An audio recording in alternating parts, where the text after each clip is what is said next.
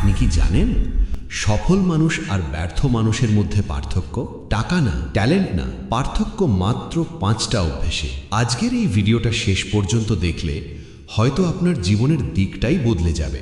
সফল পুরুষ কখনোই দিন শুরু করে না আজ দেখি কি হয় মনোভাব নিয়ে। সে জানে আজকের দিনটা কেন গুরুত্বপূর্ণ।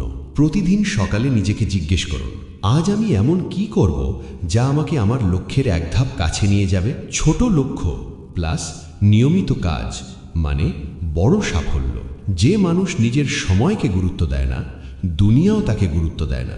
সফল পুরুষ অকারণে ফোন স্ক্রল করে না, সারাদিন অভিযোগ করে না, নিজের সময় কোথায় যাচ্ছে সে হিসেব রাখে। মনে রাখবেন, টাকা আবার আসতে পারে, সময় আর কখনো ফিরে আসে না। একটা দুর্বল শরীর কখনো শক্ত ভবিষ্যৎ গড়তে পারে না।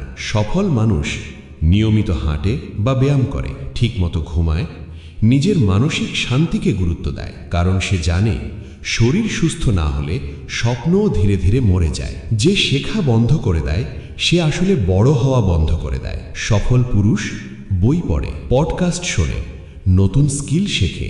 আজ আপনি যা জানেন 5 বছর পর সেটাই যদি আপনার সীমা হয় তাহলে সমস্যা সেখানেই।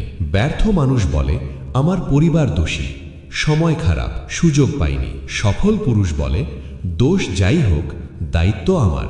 এই একটা সিদ্ধান্তই একজন ছেলেকে পুরুষ বানায়। এই 5টা অভ্যেস আপনাকে রাতারাতি বড়লোক করবে না, কিন্তু নিশ্চিতভাবে আপনাকে সঠিক মানুষ বানাবে।